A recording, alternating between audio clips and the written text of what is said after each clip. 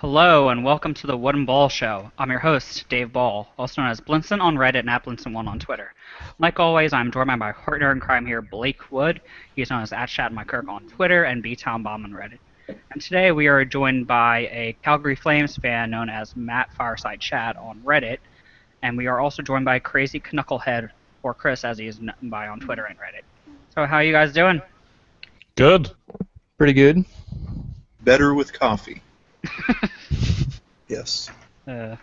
Everything's better with coffee. So, I don't think much has happened in the NHL this past week. We have Rich Peverley retiring. So I think that was kind of more of assumed at this point with what happened to him. And Dan Cleary also re-signing with the Wings for some odd reason. Look, that was just inevitable. Yeah. I mean, that is one of the constants in the NHL at this point. So, but I still wonder what Dan Cleary has on the Wings to keep having him come back. Probably they didn't want to pay him like $900,000 to be a scout or something. What did they sign him for anyway? Does anybody know? $950. $950, okay. Basically the max they can bury in the AHL. Mm-hmm. And it's just a one-year deal. This is probably the last time they're going to sign him because was it 3 years ago that the Flyers tried to sign him after the... Didn't we say that it was the last time they were going to sign him last year? But I know and they went and did it again this year. So next year they're just going to do the same thing and trot his carcass out. I think it might be because the Flyers were going to sign him into a 3-year deal, but they couldn't afford it at that point. So the Wings just took him and said they'll take care of him for the next 3 years. So if this is the third year since that's happened, they might be the last year they're re-signing him. I do not quite remember when it was, that whole situation. People give Peter Chiarelli so much shit for being too loyal, and then you've got freaking Holland over there like, yeah, you're cool, Cleary. We got like 20 other forwards, but we'll sign you. Doesn't make any sense. Mm-hmm. I think that is all that has happened really in the NHL this week, so I guess we'll slip right into our interviews. I just want to mention one quick detail on the retirement of Rich Peverley.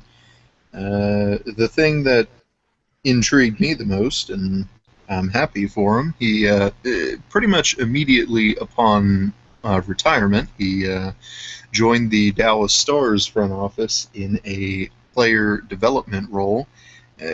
I find that fascinating, too, how he was only there for, what was it, a season and a half or so?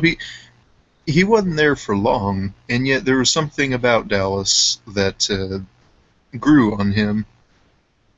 Mm-hmm. I mean, it's got to be that and the fact that he basically was a player development coach when he was recovering because he couldn't do contact stuff. He couldn't do overly exert himself, so he wound up just kind of being an extra coach during practices, and he's like, I kind of like this, and they're like, oh, you're not that bad at it either, so Yeah. Want to get paid for it? Less than what you're getting paid for? Yeah. So, I mean, it was going to be difficult for him to come back after what happened with him, so if he wasn't going to be 100%, there was no chance of him even trying to come back. But I'm happy that he got a job with the Stars outside of it. So Yeah, wish him all the best. Mm-hmm. Yeah, Raptor Jesus seems like a good dude. So without further ado, I guess we'll get started on the Bruins. Unless anybody else has anything else to say. Why do they call him Raptor Jesus? I honestly have no clue the backstory, but it's just a great nickname. Does he look like a raptor? Is that what that is? No. I think it originated on HF boards somewhere. Oh, and God. I have no idea. HF boards. Yep, it was originated by some Atlanta Thrashers fans on HF boards. He was also called the Peverly Hillbilly. Oh, that one makes sense. Yeah. That's a great pun. That is terrible, Blake. That's a great pun. That made me physically ill.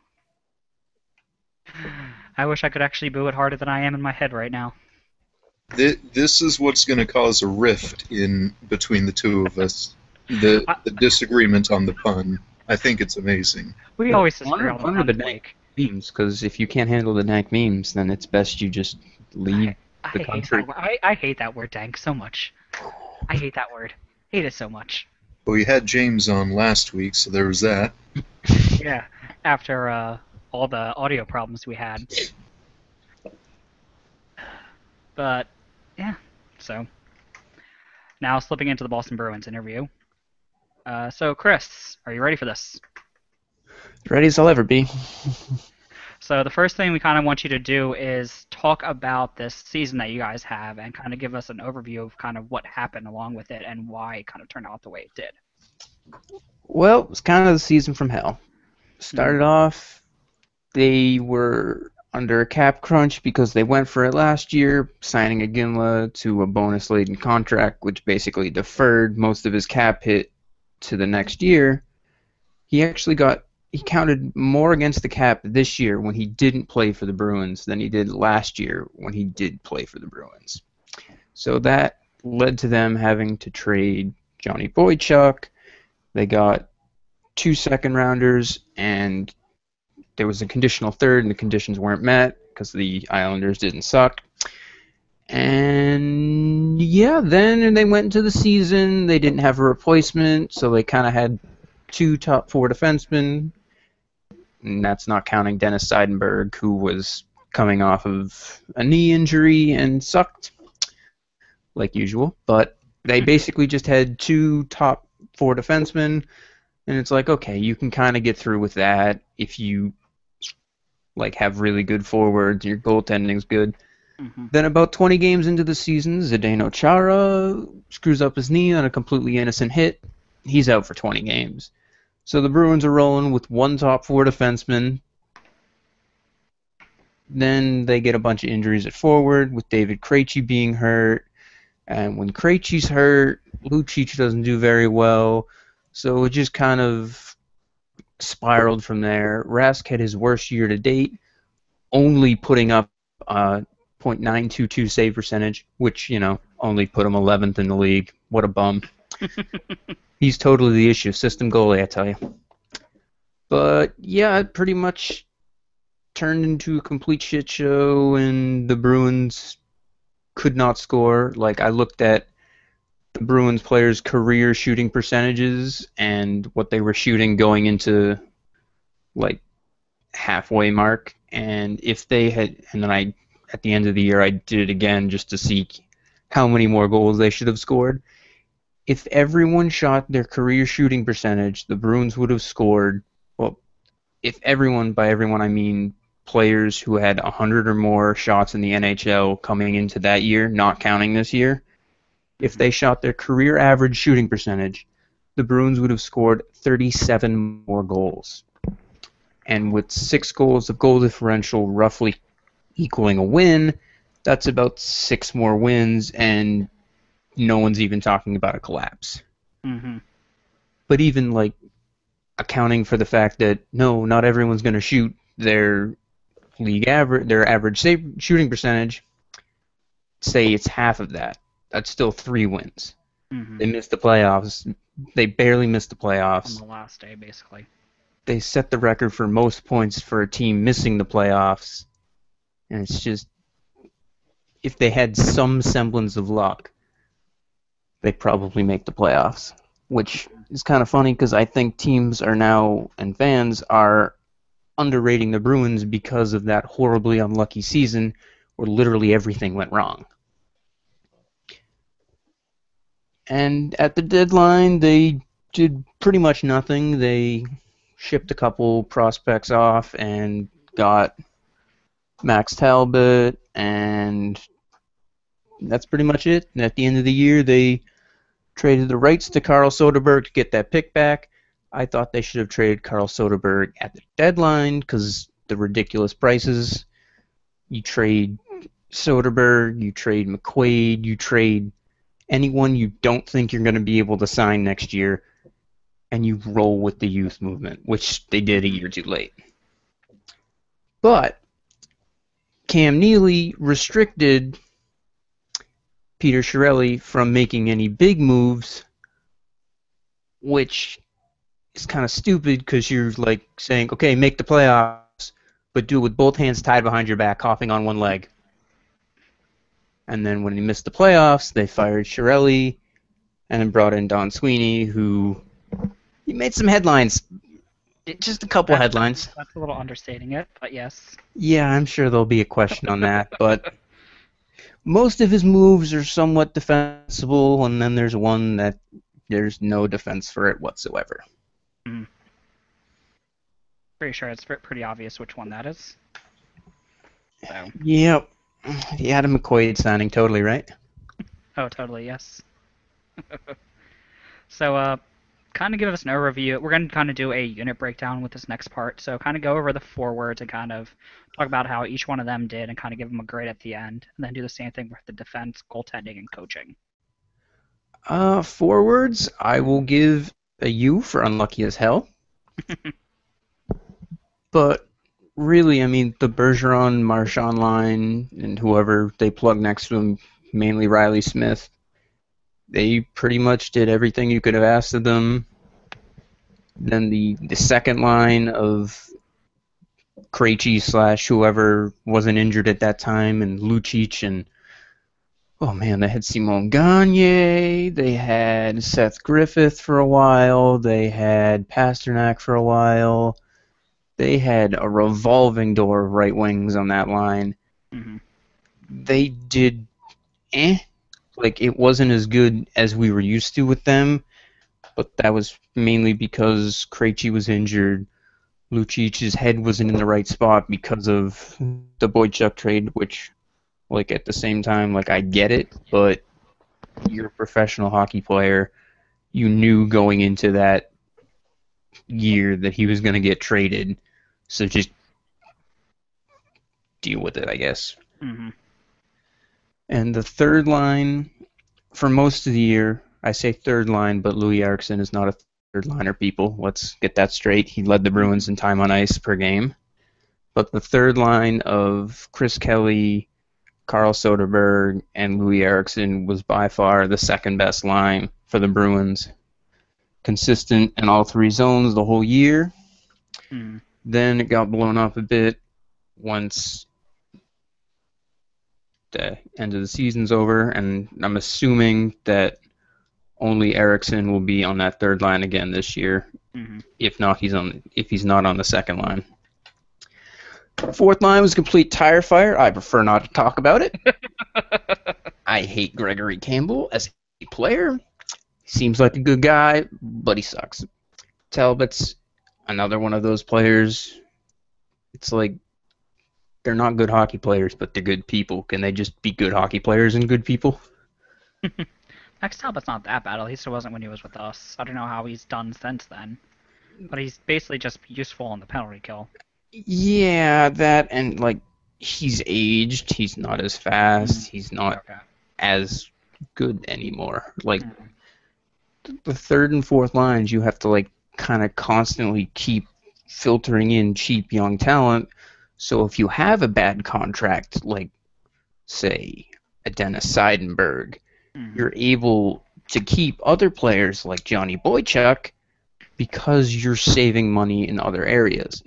So instead of playing a fourth line that has a cap hit of like $5 million, you roll with a fourth line that has a cap hit of around $3 million, and that's $2 million in extra like bad contracts you can deal with. And the Bruins, I think, didn't do very well this offseason. They let go a couple people who could have competed for a fourth line role. And Justin Florek and who else? There's another guy whose last name started with an F. I'm completely blanking. One went to the Rangers, one went to the Islanders. I'll look at. It's not important. They're not here anymore.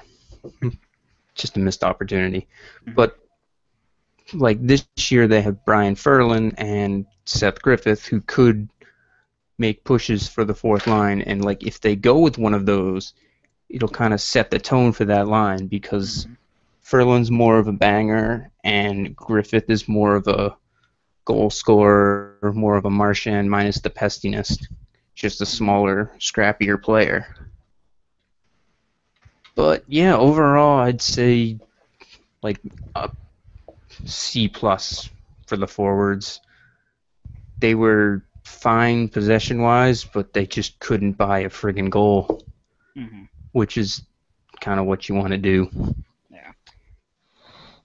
Defensively, so basically it was Chara, Hamilton, Krug was okay in limited minutes, and tire fires.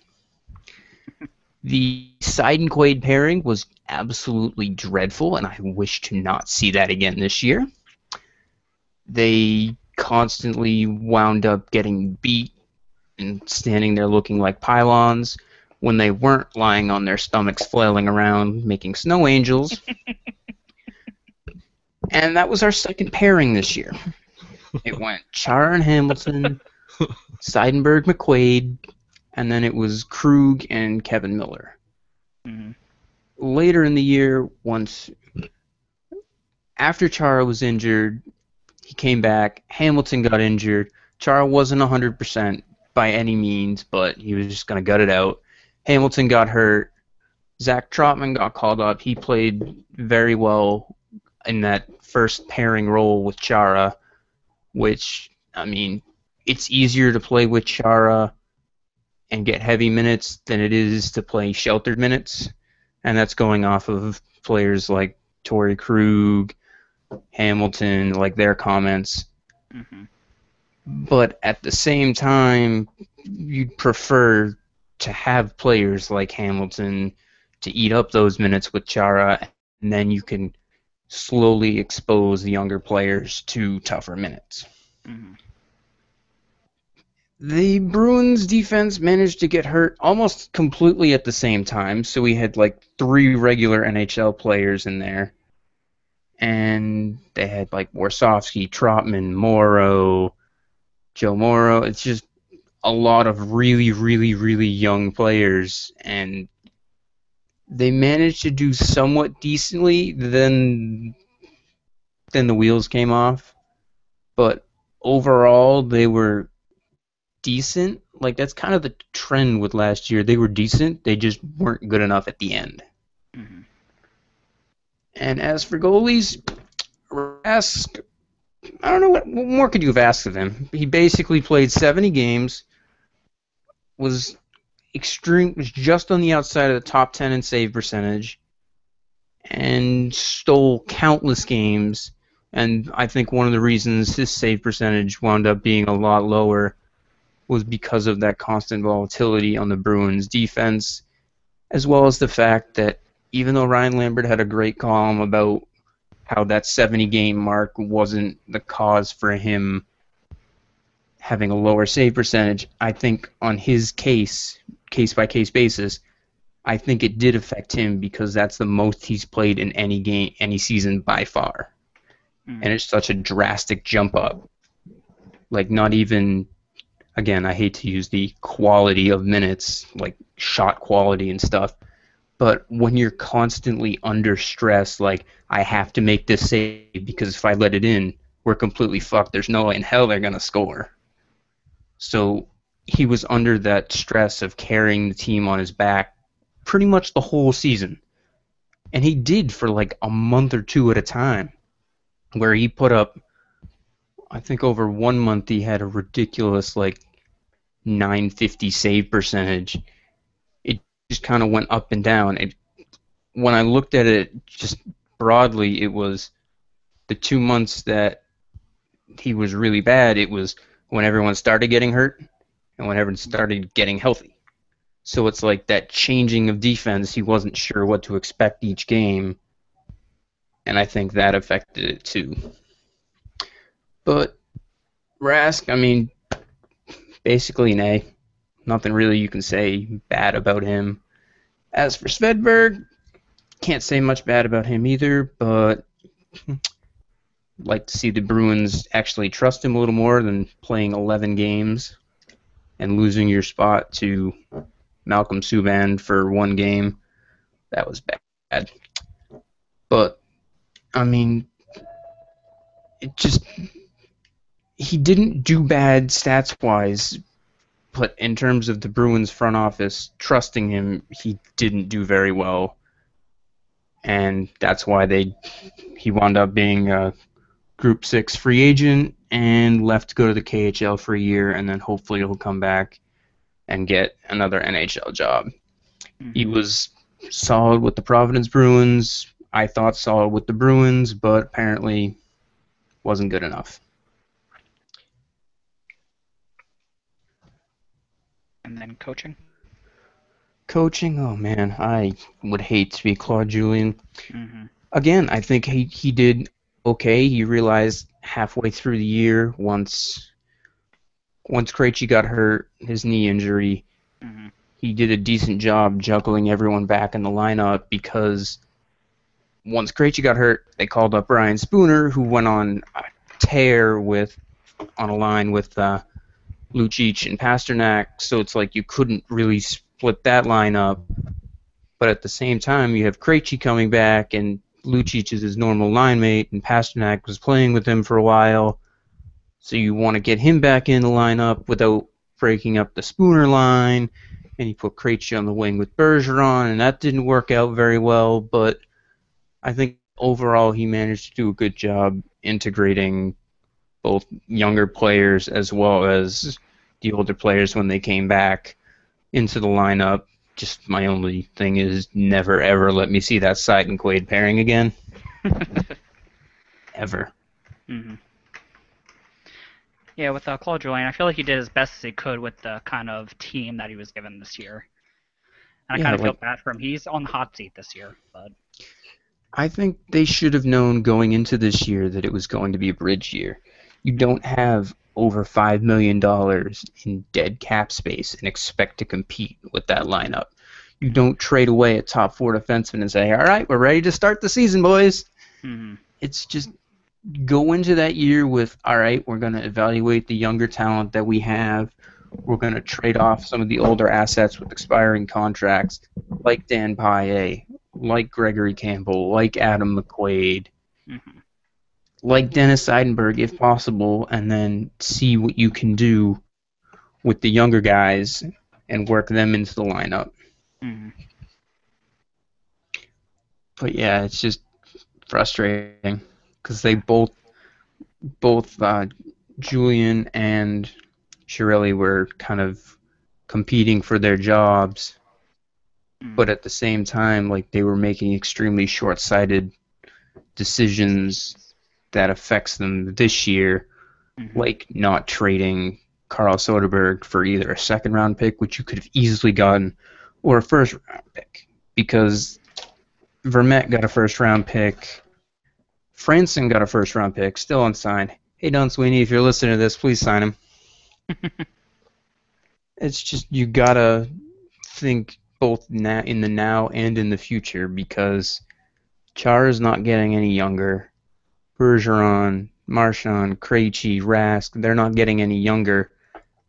You have to start thinking of a plan after them. Mm-hmm. And I know you made a point about Louis Eriksson. I just want to say he's probably one of the most underrated people in the league.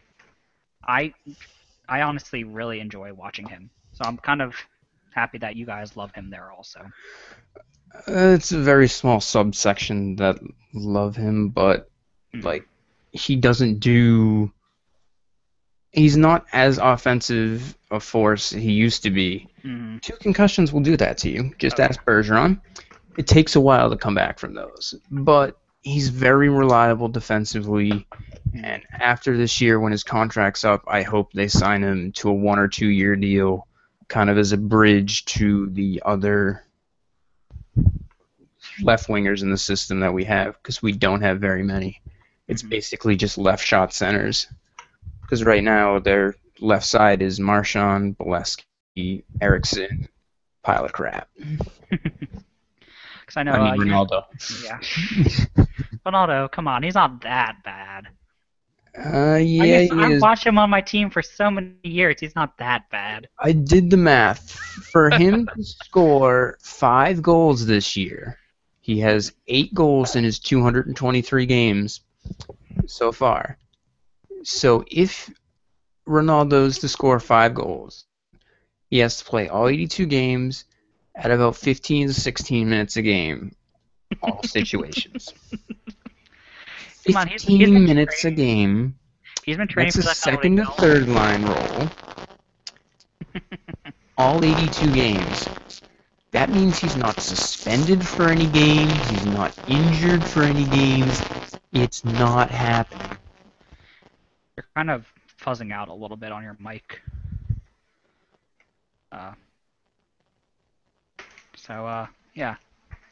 Yeah. Okay. So, we're slipping into the off-season portion of our interview here. So, kind of talk about your team's drafting that you guys have done. Well, we have 3 first-round picks, and we managed to pick 2 first-rounders and a second-rounder.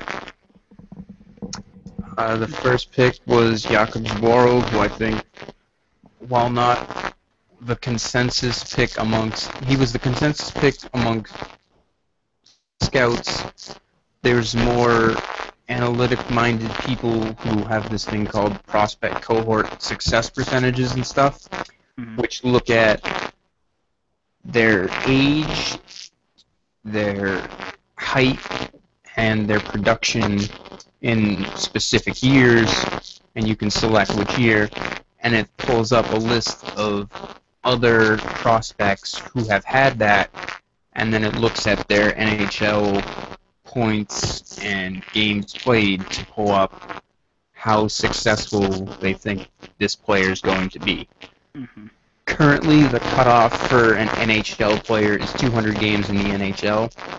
So these percentages are based off what percentage of people who put up similar numbers to that prospect, played 200 games in the NHL. And then there's also looking at the points per game, and then points per 82 games, which is a full season.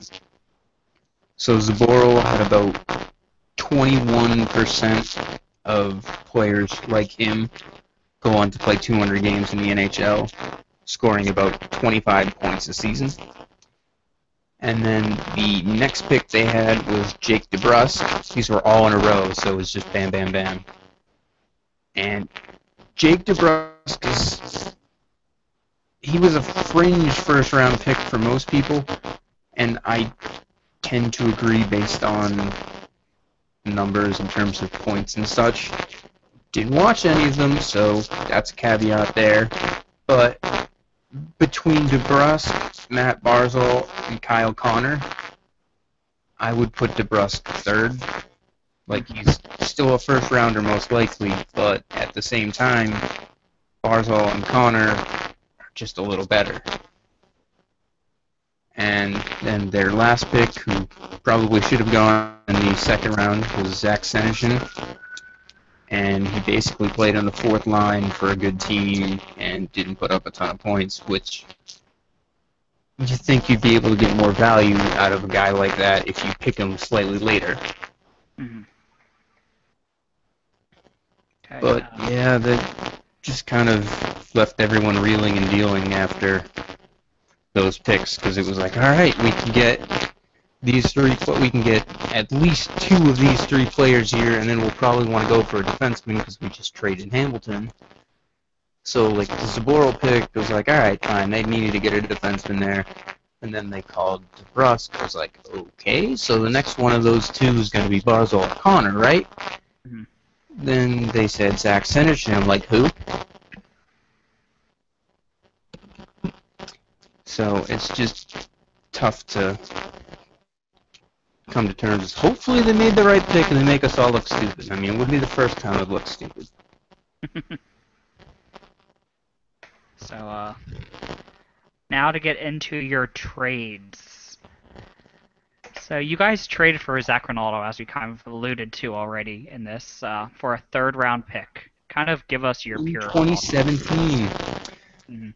Basically, it was stupid, but wasn't the stupidest thing done this offseason.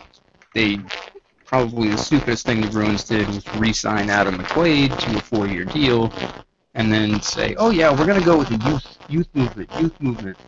So you sign an older player who constantly is injured to a long-term-ish deal worth a decent amount of money against the cap.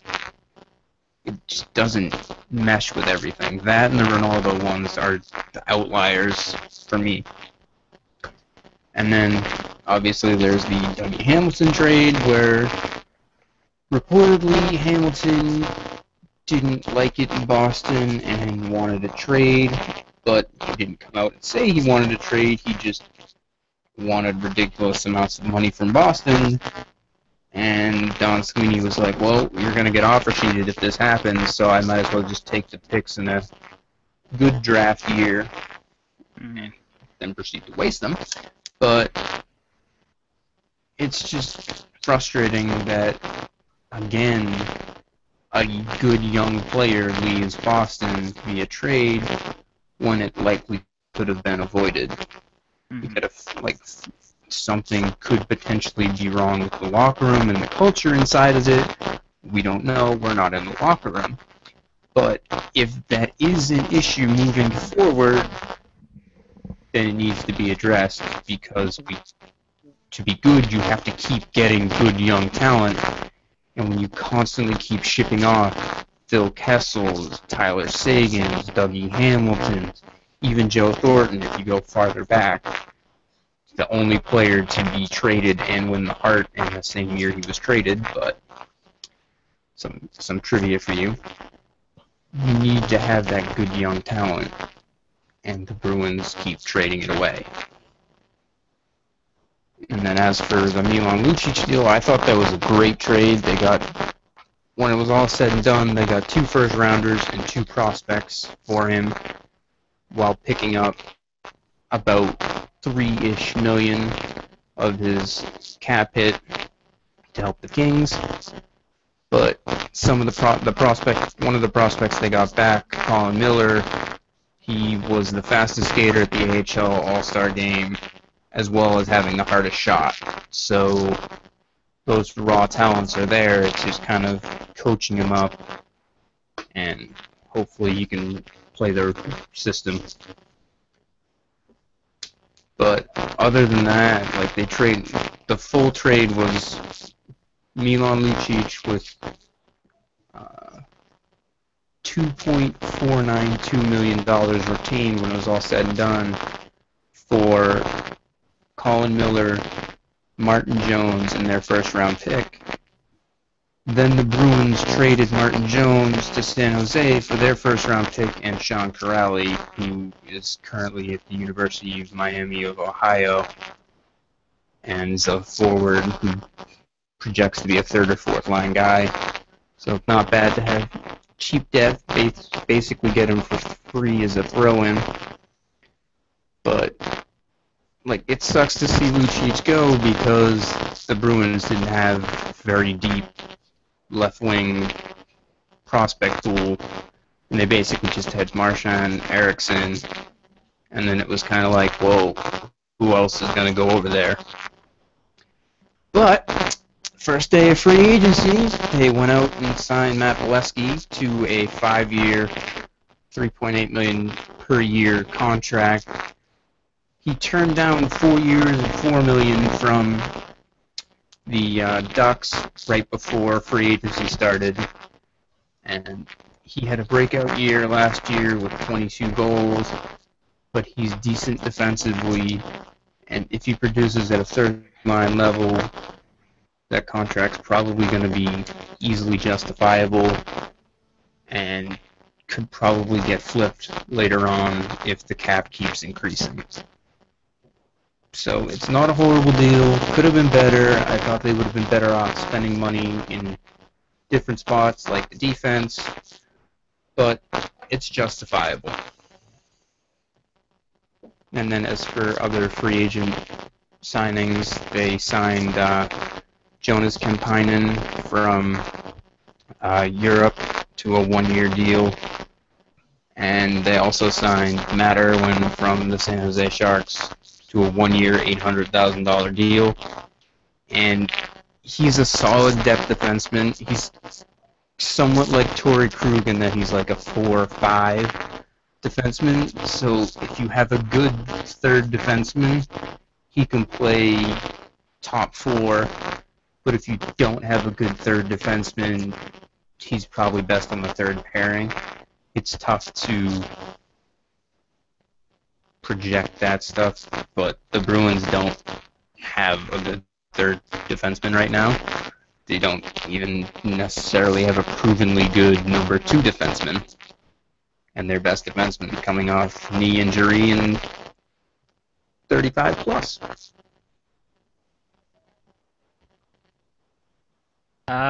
One of the trades you kind of didn't actually talk about was the Riley Smith and Mark Savard, the rights to Mark Savard trade. Just kind of give us your thoughts on that and getting Jimmy Hayes and signing him to a contract.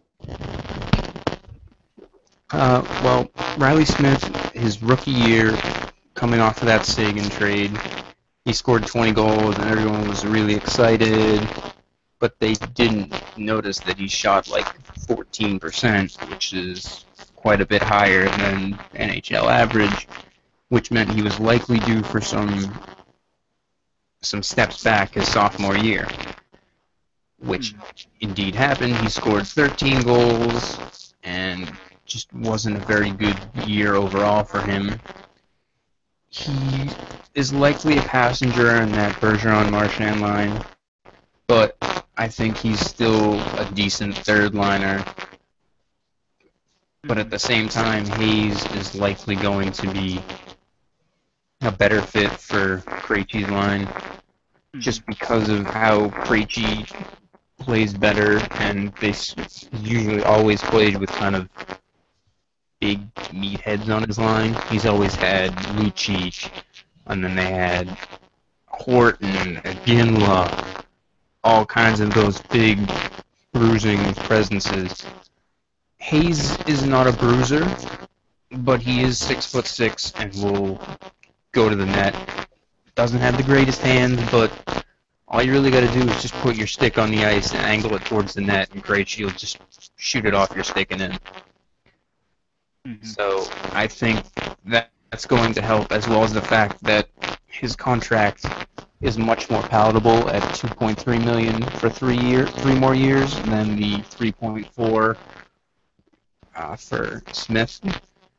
So when he signed that 2-year extension, everyone was, whoa, he got 2 years and Krug got 1? Something's not right there.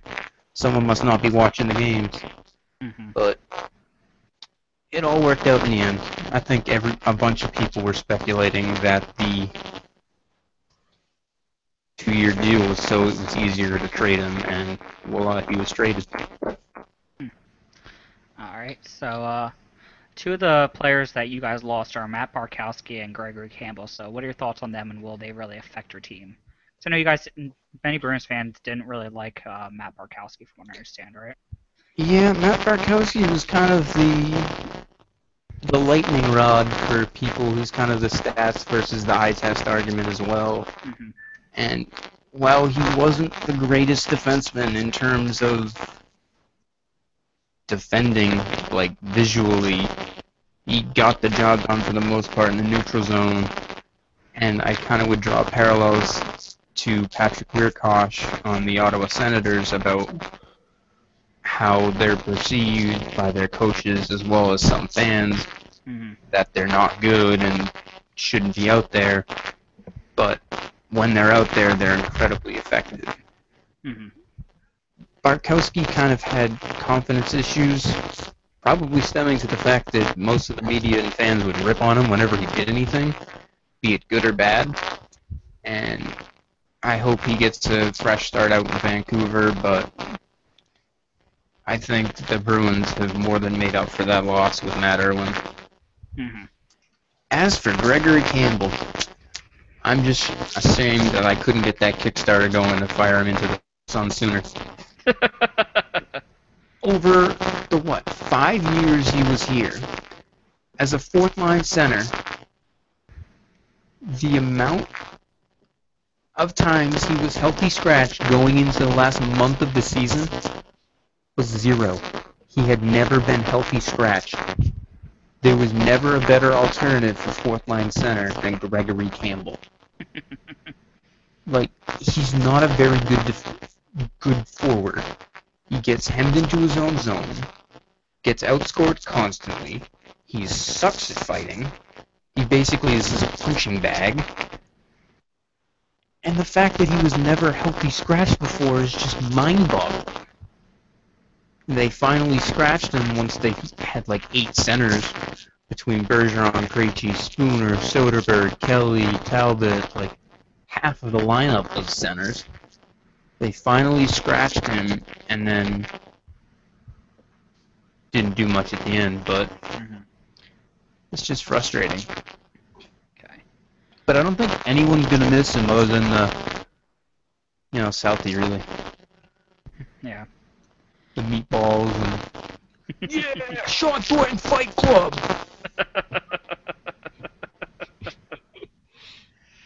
All right. So Peter Chiarelli is now gone, and Don Sweeney has taken over.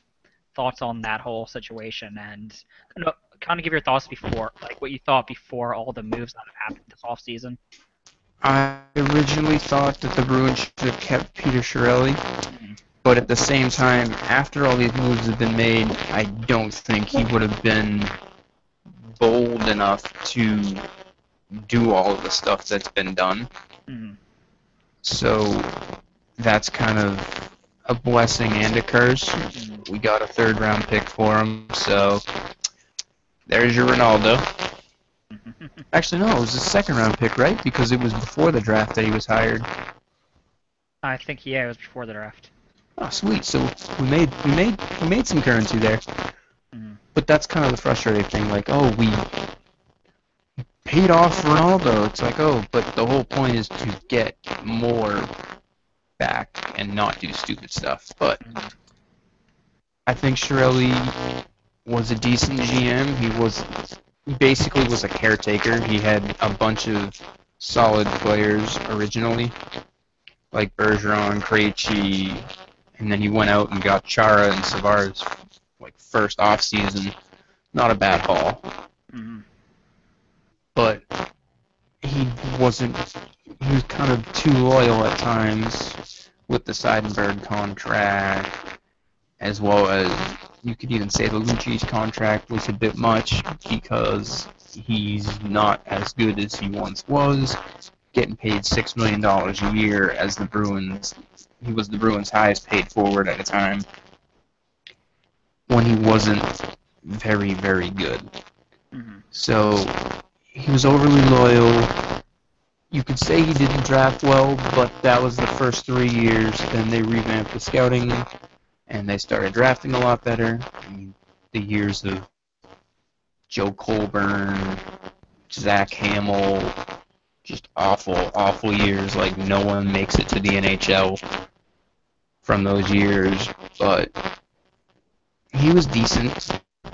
Hopefully Don Sweeney can be better, but when it seemed like they were just going to stay in-house for the GM, it's like you want to get a fresh voice in, especially after all that. It kind of seems like Cam Neely's starting to make the old boys club again, like the Oilers, which got dismantled when Peter Chiarelli went over there. So I think he was a decent GM. I'm not sure how it's going to work out. I don't think he would have been bold enough to make the changes like the Lucic trade, like even the Hamilton trade, although he was going to offer sheet Hamilton if it got that far.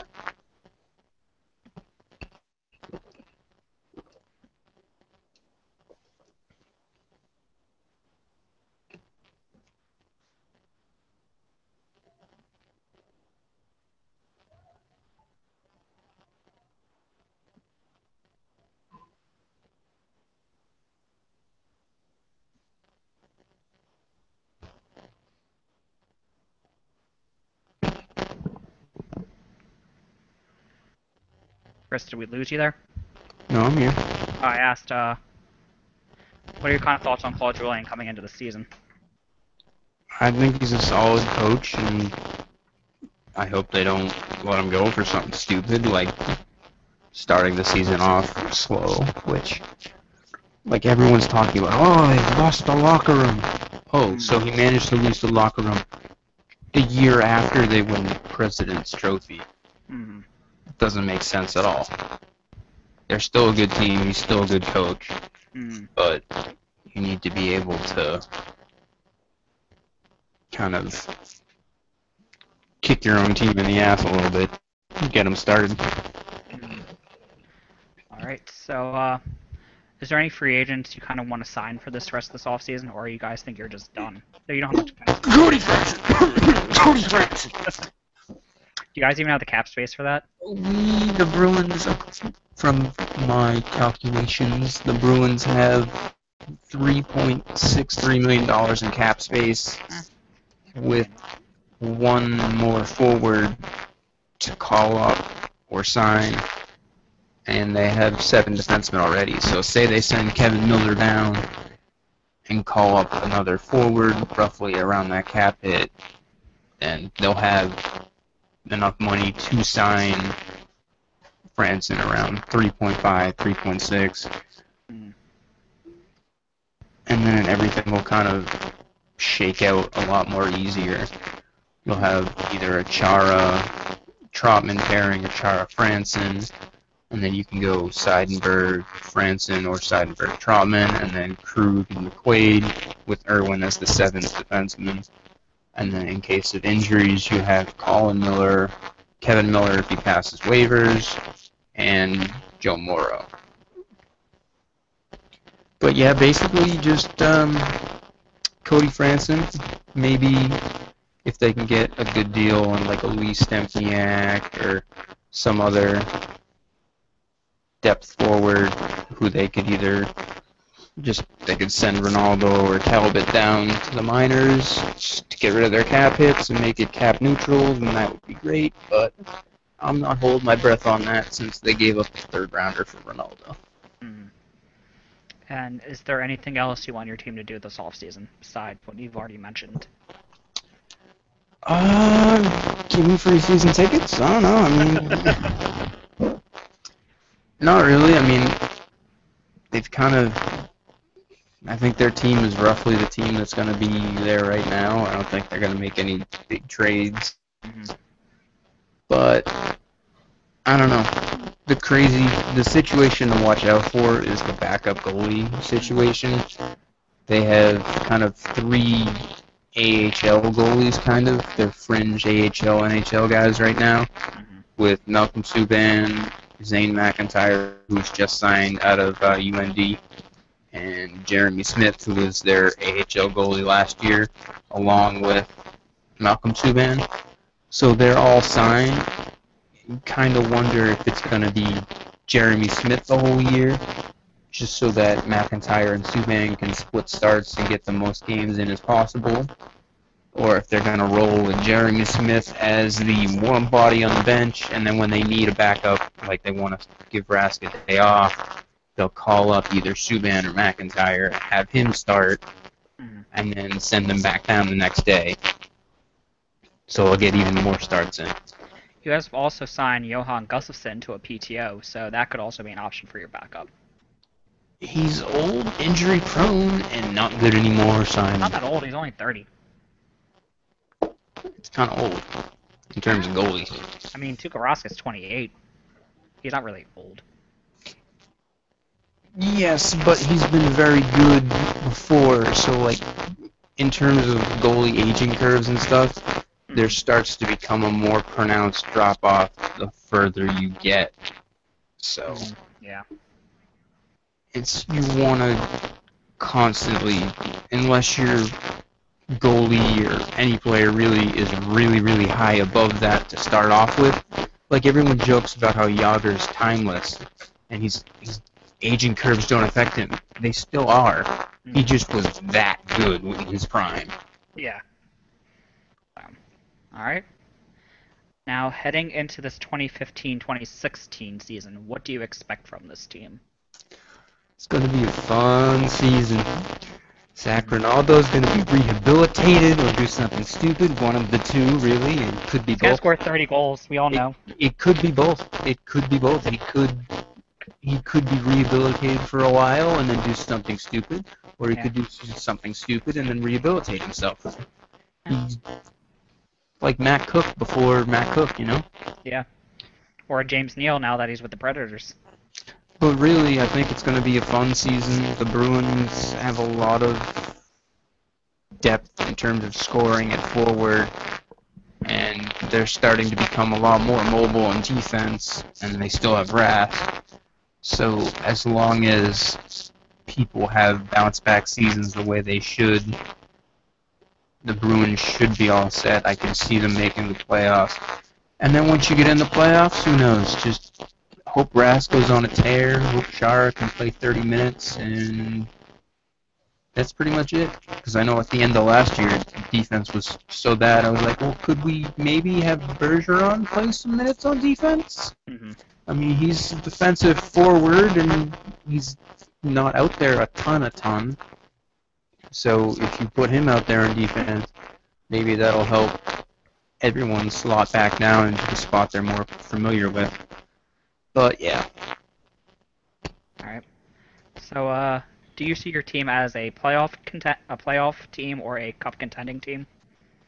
Playoff team, yes. Cup contending team, probably not. But it depends if they sign Franson, maybe, and like how that works out in season. But as their roster is currently constituted, no, I don't think they're a cup contender. But you never know when you have a goalie as good as Tuukka Rask. Yeah. Okay, looking at your team, then looking at the depth that your kind of team has in the AHL, how long do you think it will be until your team is a cup contending team? That's a good one because it's either now, next year, or they're blowing it up, kind of. Like, basically, their window is Chara. Okay. Because good number one defensemen like that don't come on trees, Mm-hmm. and they just traded the guy who was supposed to be the heir apparent. Okay. So I guess do you see your team as a buyer or seller this trade deadline coming up? Flip a coin. Honestly, it depends how they do the first month or so of the season. I'd like to think they're going to be buyers, but at the same time, I thought they should have been sellers last year. They still could have made the playoffs, but they wound up kind of doing nothing. So I guess they're going to do nothing, maybe? I don't know. Okay. And I think that's all I have for you, unless Blake has something for you. Blake? No. Oh, okay. So thank you for joining us, Chris. No problem. Alright, so I will switch it over to you now, Blake. So, Dave, actually, I have just found this, and I'm surprised you didn't address this. Okay. The title of this story reads, Flyers fans have launched a GoFundMe to buy the Penguins. Yes, they launched a GoFundMe for it to buy the Penguins as a joke, but all the money that's donated to it is going to charities around Philadelphia. So if you do donate to it, it's not kind of just go to the people that are owning it that have the GoFundMe first off. But it's a very funny kind of thing because it's just I enjoyed it. It's really funny to look at. It's set up by a Flyers hockey blog named Orange and Black Pack, and here's an excerpt from their piece on that. Recently, it has come to light that Mario Lemieux is willing to sell the Pittsburgh Penguins for $750 million. Well, we're going to buy them. We are the Orange and Black Pack, a dedicated Flyers hockey blog. We figure since the Flyers already figuratively own the Penguins, their fans might as well literally own them. And of course, in the very likely event we do not raise the money required to purchase the Penguins franchise, 100% of the money we have raised will be donated to Flyers' wives' charities. Mm. So, Dave, Have you decided if you're going to spend your hard-earned money to uh, own your biggest rival? I already own part of the stadium as a taxpayer, so I don't think I want to own the team. The Penguin Stadium was funded by the taxpayers of Pennsylvania, if you guys don't know. So I already own the stadium a little bit, so I kind of don't want to own the team. That's my personal opinion. That works. Yeah. But yes, it is a very funny situation going on what the Flyers are doing. Flyers Wives Charity is a really great organization that's run here through Philadelphia. Flyers Wives have been doing this for many years, so I will. Okay. Alrighty, and once I get everything pulled up here,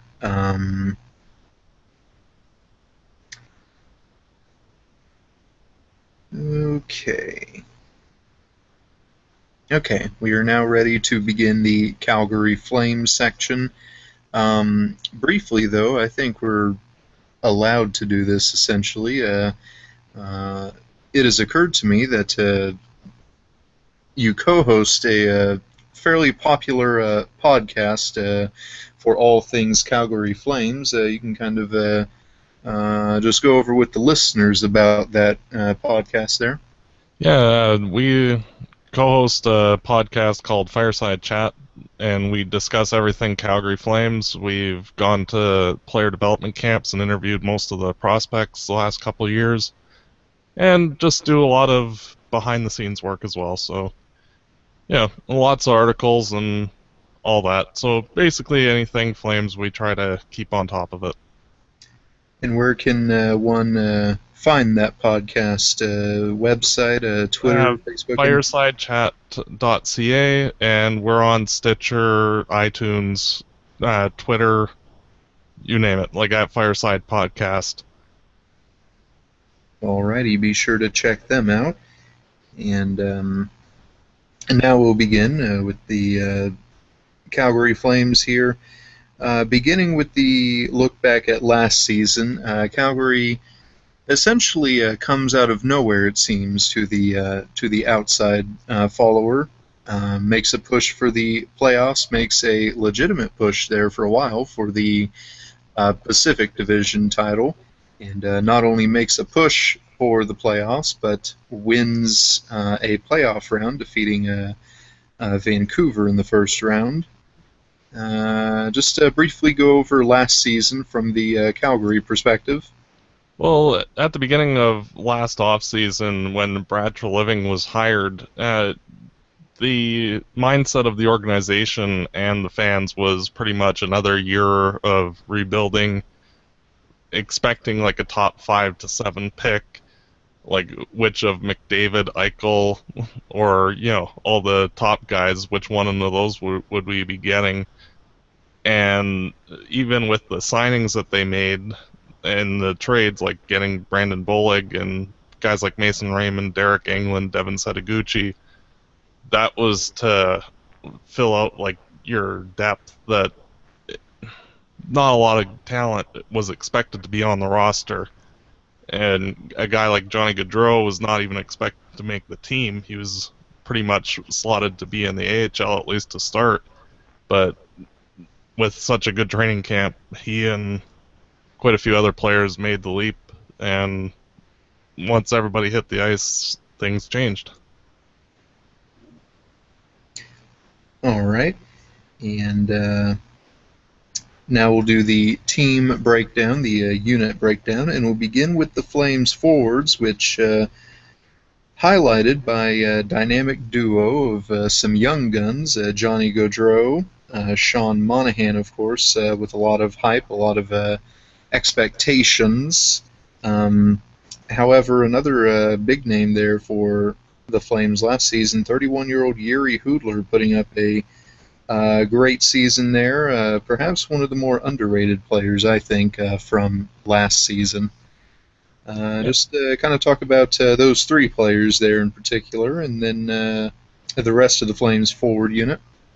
Yeah, Yuri Hudler is a interesting player in that if he's on a line, he will play to the level of his line mates, and he's very competent. So, like with Gaudreau being able to make unworldly passes, he makes it a lot easier for a guy like Hoodler. He just has to put a stick on the ice and, it's good to go, and vice versa. So just a lot of chemistry between the three. Like, initially, that trio didn't play together for like the first half of the season. In November last year, like 3 of the Flames' 4 centers all got hurt all at the same time. So Monahan kind of had to get bumped from the second, third line role up to the first line out of necessity, and that's what sparked the trio to work together. And Monahan, he's just a very dependable forward. He's not flashy or overly skilled in and of himself. Like, he doesn't have like Gaudreau's hockey vision, but he's very capable of putting the puck in the net himself. Sort of like Eric Stahl or Patrick Marleau. Just solid, not overly flashy, but you can rely on him for like 25 plus goals, 50, 60, 70 points. And that's pretty much it. Gaudreau, he's, unbelievable. One of the most talented players in the last 30 years of Flames hockey. So, it's refreshing to see somebody as talented as him in the Flames jersey. As for the rest of the team, Calgary has an unusual amount of depth players in both then Adirondack, now Stockton, and in Calgary. Lots of second, third, fourth line guys, and like the Flames probably have about 25 forwards that could play in the NHL between the 2 levels. It's kind of ridiculous. It's just who knows which guy will stand out to be the best of that group. And like last year, the Flames ended up dealing a couple of their prospects, Sven Berchi, Max Reinhart, and Curtis Glencross, and recoup some assets because they had all fallen on the depth chart. So you look at a guy like Josh Juris, he kind of came out of nowhere and took a spot. Marcus Granlund, he came and took a spot. And you've got guys like Poirier and Drew Shore that are expected to make the leap this year. So we'll have to wait and see for training camp this year, but it's going to be just a competition between everybody, and the best players will get those spots. And that was the same story last year. All right, and how would you grade the Flames' forward unit in their performance from the last season? It was mostly good. Calgary's systems are a little bit different than a lot of teams. They rely on their speed and quick transition game, with the Flames defenders being able to pass the puck from behind their net to the opposing blue line tape to tape. That allowed a lot of transition, and like that also led to such poor Corsi numbers because it would be a lot of like 3-on-2s, 2-on-1s that either resulted in either a goal or a save and a stop, and not a lot of controlled forechecking. And that's part of the reason why the Flames had such a high level offense last year. I think they were 6th in the NHL in goals, or they were at least top 10. And because that was mainly because of their speed and their ability to transition from defense to offense effectively. As for raw skill, most of the second, third, and fourth line players are not flashy. They're just more dependable guys. Guys like Lance Boma, Michael Backlund, they're just solid two-way players, not gonna wow you with anything above and beyond. So it more of a workhorse team, and like everybody pulling the same way, not a group of individuals. All right, we move to the blue line now, and the Flames' defensive unit. Of course, the big name there, the captain, Mark Giordano, headlining the defensive unit there. But the the more fascinating, the more amazing thing about the defense occurred under adversity when Giordano was lost to injury for a few weeks there. Most predicted that essentially, the Flames, they were going for a legitimate playoff push at the time, and most had thought, well, this injury, that it guts them, they're done. Yet the defense performed amazingly under adversity. Yeah, everybody in the Sea of Red also believed that, like, once Giordano went down, so did the Flames' playoff chances.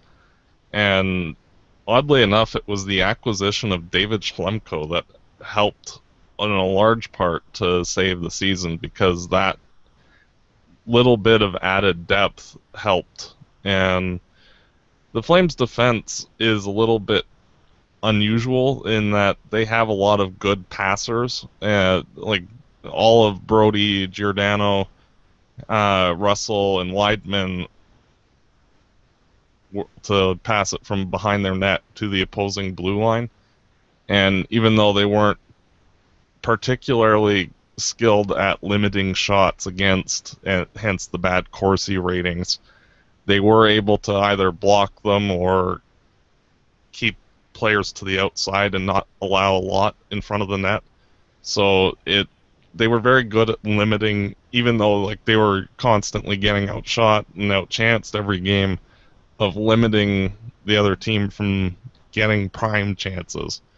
And they were able to quickly transition up. Ladislav Smid was hurt in the end of November, early December, and was out for the remainder of the season with a pair of concussions, one after another. And who knows if he'll be back this season. And Derek England was actually surprisingly steady. Like he wasn't very good in the first 2 months, and then like as the season progressed, and once Giordano went down, he really ramped up his game, and he played like a solid top 4 defenseman, especially being paired with Brody for most of the end of the season. Who would you say would be perhaps the one defenseman that carried most of the workload when Giordano went down? I would have to say TJ Brody. He turned into a solid number 1. Weidman and Russell took most of the minutes, but it was Brody that was getting the tough assignments. It was basically like anytime the other team's first line out, it would be Brody England out there. And anytime any other line, pretty much, it was Weidman and Russell. Like pretty much all 3 of those players were playing like 30 minutes a night, and everybody else was playing 15 to 20 or less. All right, and your overall grade for the Flames defense from last season? I would have to say it was B-. They could have done a slightly better job at keeping the play out of the Flame zone. They did a very good job, but especially the third defense pairing, which was either Smid England or Schlemko England or Diaz, or there was quite a few players that cycled in there. The third pairing was usually pretty terrible. So if the third pairing was better, their grade probably would have been an A-, but the third pairing was really quite poor for the Flames most of the season. All right, and now we move to between the pipes in the Flames goaltending unit. Of course, it feels like it's been a long time, but in reality, Calgary is only a few years removed from the Mika Kiprasov era, the end of that era. However, since that time, the goaltending unit, not that bad, especially with the acquisition of Jonas Hiller. from Anaheim, and Kari Ramo as a backup. Just talk about how those two performed in the past season. Yeah, they're an interesting duo. They're more of like top end backup goaltenders instead of or low grade starters, and they're both pretty much equivalent to one another. And that's basically how Bob Hartley used them all season. Was if one guy was doing all right, he'd get the lion's share of the games for like 2 weeks, and like once that player started screwing up a bit and letting in a few soft goals, the other guy would get in, and he would be hot, and they just kept bouncing back and forth between them all season. Neither guy was like, there was only one game all year where the goalie definitely stole the game, and that was the third one in the season against Chicago, where Jonas Hiller like saved 52 shots or something. Like the Flames got outshot, like I think it was 52-16, and yet won in overtime. But that was the only game all year where the goalie stood on his head, except for Yanni Ortio, but that's another story. But for those two guys, it was pretty much riding who was ever hot at the moment and switching off when the guy cooled off. Could be better, could be worse. The Flames were more or less expecting to be a rebuilding team this past season. So the fact that they had just like a pair of 1B goaltenders, that was more or less to, okay, that'll suffice. They won't be a disaster in net, like a guy like Joey McDonald from the year prior. So, they were steady, but, the Flames are going to need a starting goaltender that's actually good at some point in the next 2 or 3 years. All right. And your grade for the goaltending unit from last season? C plus. They could have been better. Like you would always want one guy to take the job, but neither guy really did that at any point last year. It was just more or less riding hot streaks and going with whichever guy was having that hot streak, and then on to the next guy. So consistency in between the pipes should have been better, but you can't really complain too much for what they ended up doing.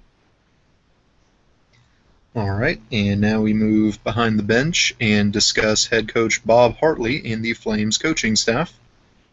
I don't think I've ever seen such a drastic change from a previous coach to the current one. Brent Sutter, who was with the Flames up until the 11-12 season, was like everybody played like a grinder and not utilizing any of the players' strengths. But once Bob Hartley came in, any of the players who had unusual differences in their games, he would allow them the creative space to do whatever it is that they do. Like Jay Bouwmeester is the perfect example. He's always a 40, 50-point defenseman with Florida.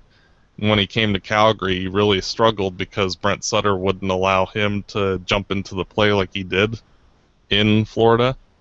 But then Bob Hartley came in and allowed Bouwmeester the availability to jump in the play, and that's how the Flames were able to get a first-round pick for him. And using that same formula of allowing everybody the availability to do what they needed to do, that's what set him apart, and that's part of the reason why the Flames made the playoffs and why he won Jack Adams, because allowing the players to utilize their own strengths help make the team work together.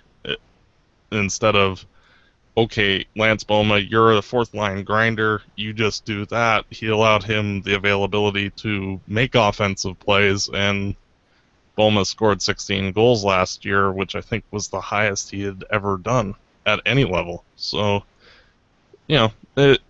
it's always good to see a coach trust in his players, and I think that's what set him apart last year.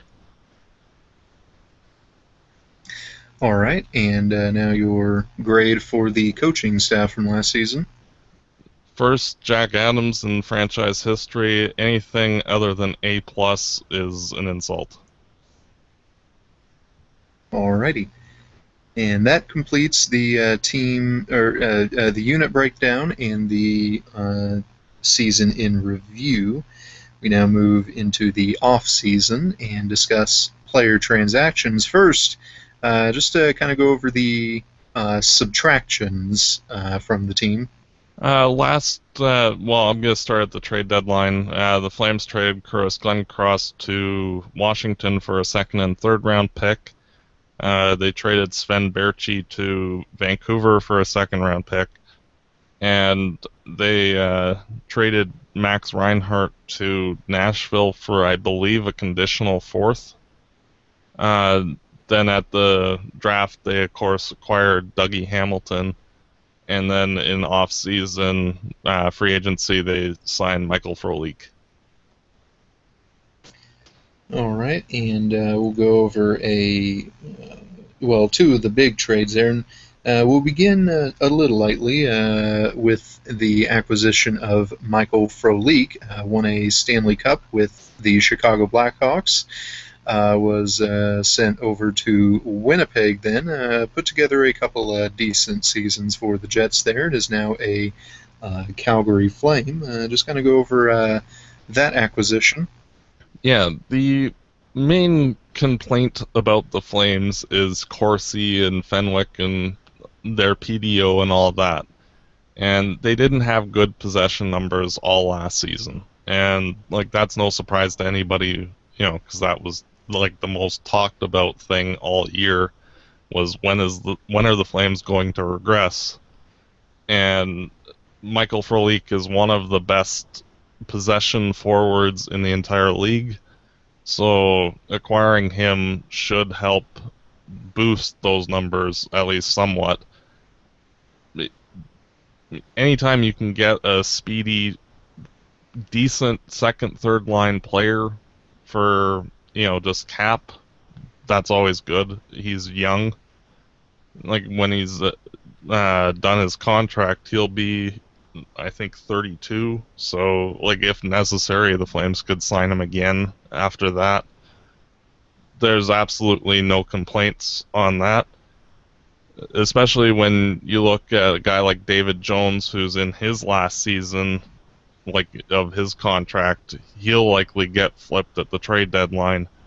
And the Flames don't have a lot of right-shooting right wingers in the organization. I think they only got Austin Carroll and I think Hunter Smith that are right shooters on the right side. So not exactly a lot of competition for that. So having Frolik there at least helps a bit. Yes, he does shoot left, but he is a right winger. Mm-hmm. So it's one of those things that right wing is pretty much the only area of weakness in the Flames prospect pool. So having somebody that's just occupying one of those spots for a few years allows the next draft for the Flames to address that and allows them time to actually develop properly instead of shoehorning them in. All right. And now, having already heard from Chris and the Bruins side of the trade for Dougie Hamilton, we now hear from the receiving end of that trade.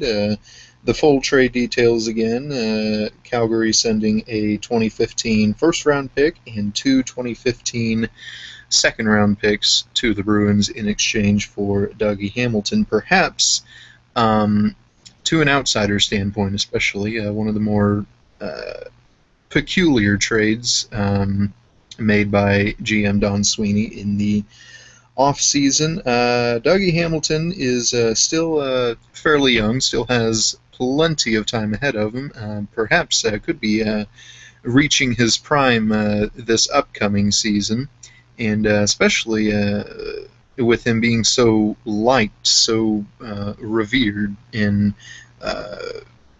most people in Boston were in consensus that Dougie Hamilton was going to be the face of the Bruins franchise there. But of course now he is with the Calgary Flames in a boost for the Flames defense. Yeah, with the Flames' defensive system, like they didn't really have any prospects that were in any danger of becoming a top four defenseman. Like both, like all of Tyler Wotherspoon, Patrick Seeloff, Brett Kulak, and Ryan Culkin are more like 5-6 potential guys, not top four. So that was one of the things that the Flames were needing desperately to address, was another young guy. I didn't expect them to get Dougie Hamilton. I was hoping for something along the lines of a decent number 4 that was under the age of 25, but getting Hamilton is a no-brainer, and I'm very much a draft pick and prospect type guy and enjoy seeing players develop, but trading the Flames' top 3 picks for Hamilton is you just cannot not make that deal. You have, if somebody offers you that, you just kind of like, okay, sure, run, start the car, I'm good. And Hamilton is obviously a very good defenseman. It's yet to be seen exactly who he will pair up with. The Flames have 3 good defensemen in Giordano, Brody, and now Hamilton. So how that'll exactly shake out is yet to be seen, but more options is better, I guess. And not to sell the Bruins short, the 3 players that they did draft, Zach Senyshyn, Jakob Forsbacka, Carlson, and Jeremy Lauzon, are all very good prospects. They did do a good job. It's just, if it was my team, I'd be a little gutted trading a player like Hamilton for 3 yet to be discovered players. But once those players start developing, they should get some excitement from them, because they did get some good players. This draft was very good. So if you're gonna trade a player like Hamilton for draft picks, that was pretty much the only year that would make even the remotest sense. And Calgary didn't really need those 3 picks. Like the Flames forward system is pretty much overflowing with talent as it is, so they could get away with losing 3 picks for Hamilton, and they still ended up having a few picks left over and ended up getting Rasmus Anderson and Oliver Shillington. So, it all worked out pretty much perfectly from the Flames' perspective. All right. And lastly, the Flames' second and last trade of the offseason. July the 1st, Calgary acquires a conditional 2016 fourth-round pick from the Nashville Predators in exchange for the rights to Max Reinhart. Of course, with the trade for Hamilton, that one has essentially been swept under the rug in the eyes of Manny. But kind of discuss that trade and if any ramifications from that. Well, Reinhart is a good player. He's at the beginning of last season, because I watched almost every Adirondack game last year. He was just missing the net like on every single shot by like an inch, and for like the first 3 months, nothing was going in for him because every shot was just missing. And then something around January clicked in, and he returned to the player he was the year prior. It's just with the Flames having so many players in their system that are looking like they're going to be NHL players, not necessarily top 6 players, but decent NHL depth guys, you have to move players that are falling on your depth chart. And both Sven Baertschi and Reinhart were the two most notable players that ended up dropping in the Flames system, especially when guys like Marcus Granlund and Josh Juris leapt over the pair of them. And like even a guy like Bill Arnold was passing Reinhart. The writing's on the wall. Like, you can't have that many players, just rotting in your AHL team. You might as well flip them for draft picks, and hopefully those picks end up becoming players that can feed your system a few years from now, like when contracts mean that you have to trade off some useful players, sort of like what Chicago had to do when they won the cup both times, like the first two times anyway, like where they had to pretty much trade off their whole second, third, and fourth lines just to be able to afford everything. So Calgary, like once their contracts all expire, they're going to have the same issue. So they'll need quality replacements for them, and you can't have everybody coming up at the same time. So essentially, the trading away Max Reinhart, it's essentially a trade for cap room, a trade to declog the AHL prospect pool. Pretty much. The Flames have a couple more players coming into the AHL next year, Hunter Smith and Austin Carroll and Morgan Klimchuk, and they needed some place to put them. And Reinhart and Ben Hanowski were the two casualties of that. So Hanowski was just let go as a free agent. So it was just more to clear up a roster spot in Stockton, so that way the Flames could put those new guys in there and use that fourth down the road. Mm-hmm. And I think the condition is if Reinhart plays in Nashville at all, then the Flames get a fourth. If Reinhart sucks in Nashville and gets demoted, then the Flames get nothing, I think. So. Okay. Yeah. At least he gets the opportunity. Like, he's a good player, so he should find some success. Yeah. And now we move on to the second part of the offseason, the NHL entry draft in Florida this offseason. Of course, once again, with the Dougie Hamilton trade, the Flames draft was affected, having sent away their first-round pick for the trade, 2 second-round picks as well. However, Calgary still managed 2 picks in the second round, taking Rasmus Andersson, a defenseman, 53rd overall, followed a few picks later, 60th overall, another defenseman, Oliver Killington. Okay. KY in Swedish means SH. Don't ask. Okay. It is Shillington. Okay.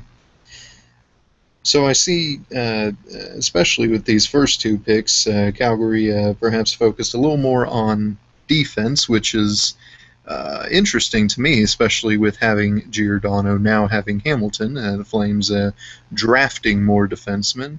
Well, the thing is with that, the Flames had pretty much a black hole in there. The one black hole in their system was defense. Like, all their defenders were potential 5-6 guys with nobody with any higher upside. Only the acquisition of Kenny Morrison towards the end of last season as a free agent signing, he's the only one at the time of the draft that had any top 4 potential whatsoever. So they needed to have some talent. Whether Anderson and Shillington actually move forward and develop into top 4 defensemen is still, 3 at least years away. But they definitely needed to address that. All right.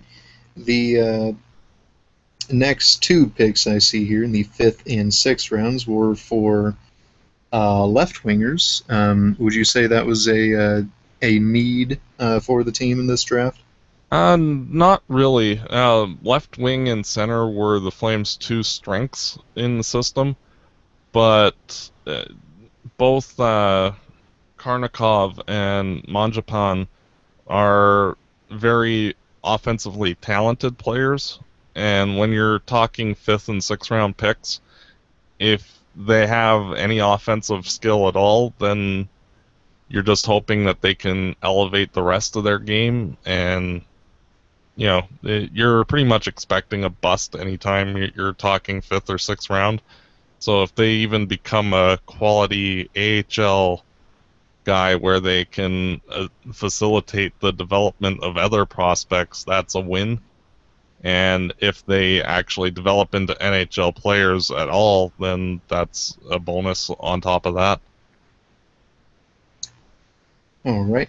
And rounding out the draft here, then the 7th round, 196 overall, drafting Riley Bruce, another defenseman. So that's 5 total draft picks for Calgary, 3 of them being for defensemen. As you mentioned, a big need for Calgary drafting defensemen, adding to that depth. With that in mind, just your overall grade for how the Flames did in the draft. Prior to the season starting, when the Flames were looking at being a top 5 pick, give or take, the player that I actually wanted the Flames to draft was Oliver Shillington. So the fact that they got him at 60, that to me is a win there. Like, yes, he did fall, but that's more attitude reasons than anything. I can't complain with how the draft in any way, shape, or form went down.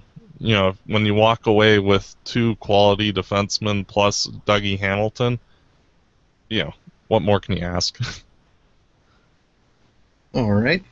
And the offseason winding down as we count down the days for the start of the regular season. But during the rest of this time, do you expect to see any more acquisitions, any more subtractions, or do you think the team is essentially complete now where they're at? The Flames have 17 forwards right now that are NHL quality players that should be in an NHL lineup to start the season. So they're gonna have to delete at least 3 of those names. I won't know who that would be until training camp starts.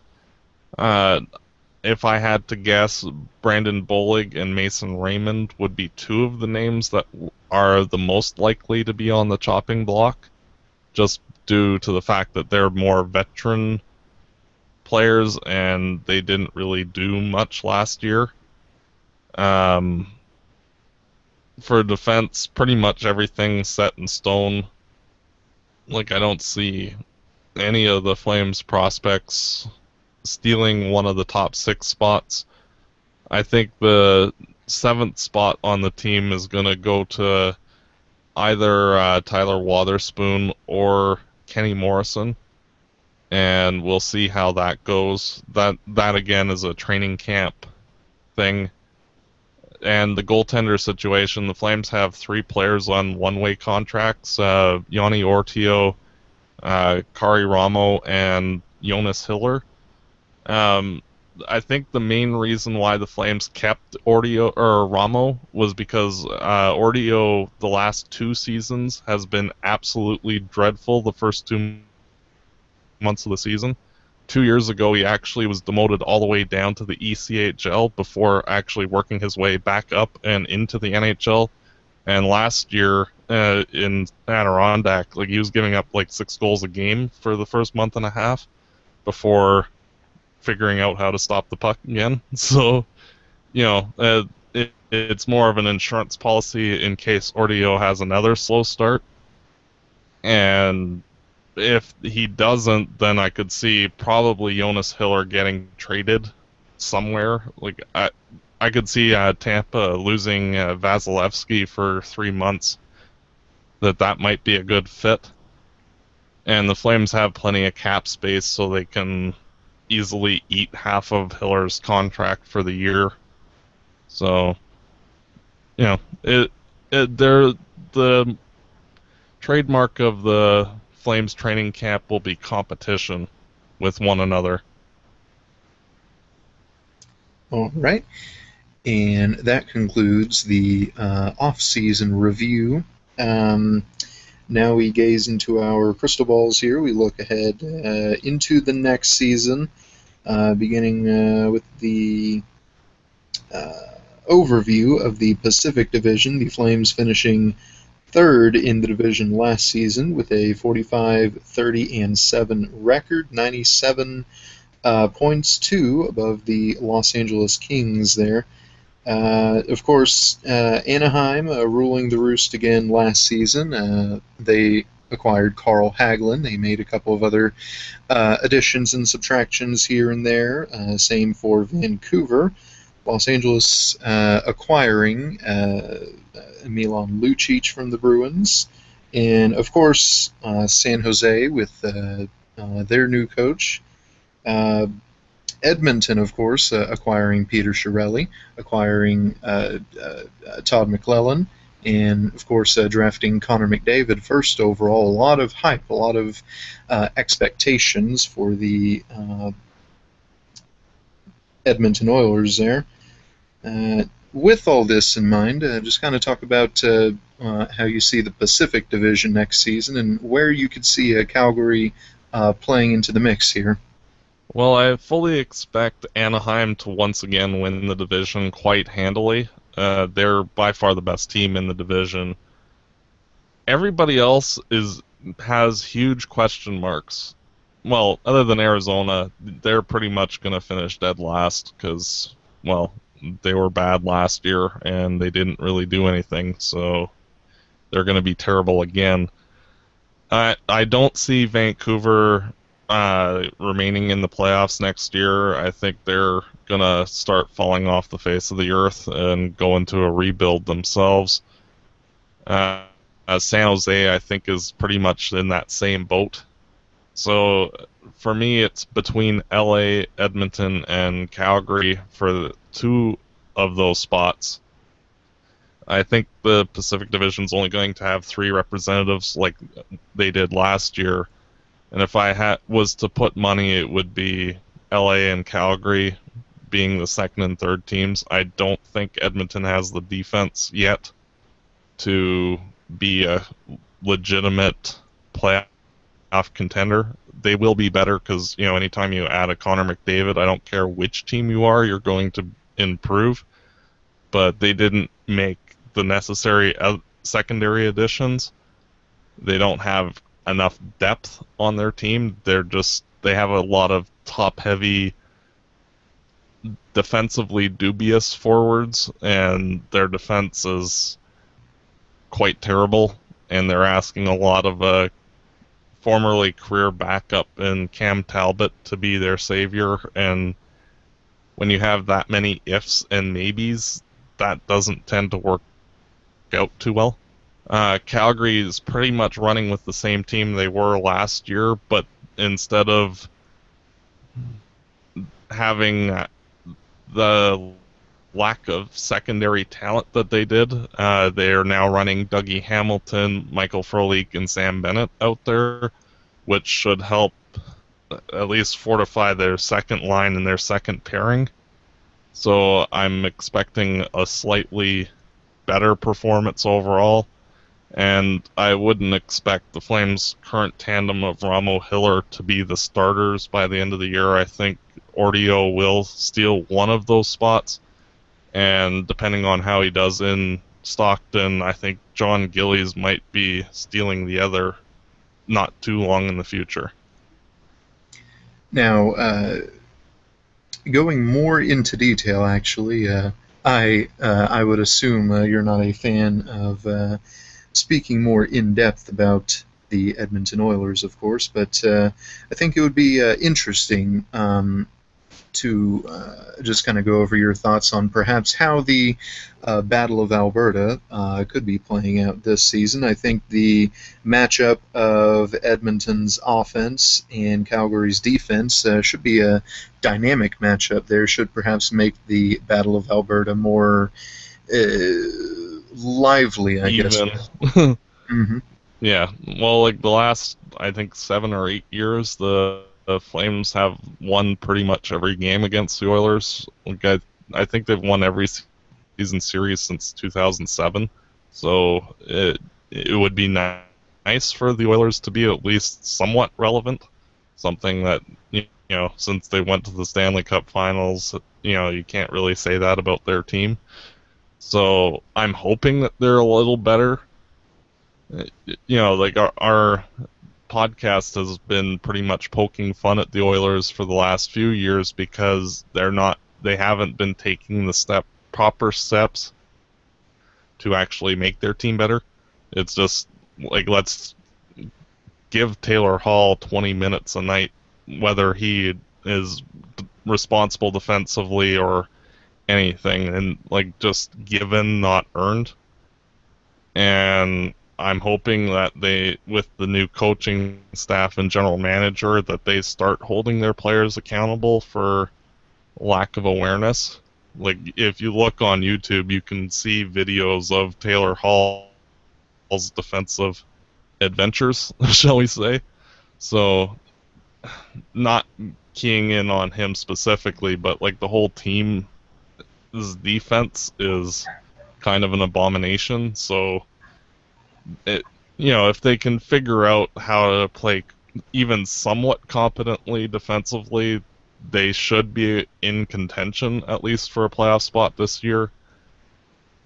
I'm hoping that they're a little better. But, yeah, I'm expecting a lot of 6-5, 7-6 type games from them this season, whether it's against the Flames or otherwise. Alrighty. And moving further ahead to the next trade deadline, I believe you alluded to this a little bit earlier, but where it stands right now, do you see Calgary being more buyers or sellers for the next trade deadline? As strange as it might sound, both. They have a lot of expiring contracts in the next 2 seasons of a lot of their veteran guys, and players that might get supplanted by prospects coming up. So I could see guys like Jones, Englund, Smead, either of the goaltenders, Mason Raymond, like a whole bunch of forwards getting dealt, both to recoup assets, but to also create space for guys like Poirier, Klimchuk, Kenny Morrison, Ortio, Gillies possibly. Like a whole bunch of guys could come up and steal spots. So it'll pretty much be one of those things that if they can acquire like a first line forward at the deadline that they can control for a while, I could see that happen. But I could also see them selling quite a bit of players where, like, I'm sure the media would be like, oh, what are they doing? But the Flames have such a large amount of quality depth players in Adirondack/Stockton that they can easily replace most of their depth talent with guys that could step right in and be good as well. All right. And final question now, the playoff window question here, and of course with the Flames having made the playoffs last season, that question changes a little now as we transition into the playoff teams here. The question for the playoff teams being, do you see Calgary making a return trip to the playoffs? Yes. That's partially due to the fact that the Flames are currently in the weakest division in the NHL, and that somebody's got to go. it'll also largely depend on how Giordano's bicep is, because he tore the muscle like right off the tendon, so and had to have surgery for that. And who knows if his arm strength will return. I think the Flames should make the playoffs. We'll see. I don't think that anybody will take them lightly this year, where they might have last year, but just the quality of competition in the division, they should make it. And, I think that they're kind of on the Chicago track of like building quickly towards being a Stanley Cup contender. It's just a lot of the various parts have to prove that they are as good as they have shown in the past. So we'll see. Like a guy like Josh Juris kind of came out of nowhere last season to steal a spot. Was that a flash in the pan, or is he as good as he showed? So, once those question marks get resolved, then everybody will have a better idea of exactly what this team is moving forward. Alrighty, and that concludes my interview there, unless Dave had anything he wanted to add. I do not. Alrighty, and that will conclude the Calgary Flames review/overview, and we will now head into the closing segment of this episode. To begin, Dave, a teaser for next week's episode. Next week, we have the Penguins and the Jets. That one should be an interesting one, especially the Penguins portion there, yes. Especially since I will be doing that interview, so it will be a lot of fun. I would advise you to hold off on your banter. I'll try my best to keep you on leash there. Alrighty, well, once again, we'd like to thank Chris for joining us for discussing the Boston Bruins this afternoon. You can find him on Reddit. His username there is crazy_knucklehead. And you can find him on Twitter. His handle there is at CRZY Knucklehead, a short abbreviation of crazy there. And we'd like to thank Matt for joining us for discussing the Calgary Flames.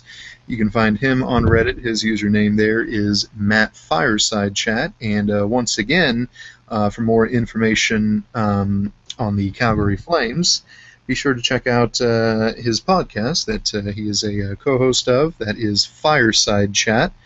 Their web address again, that is firesidechat.ca.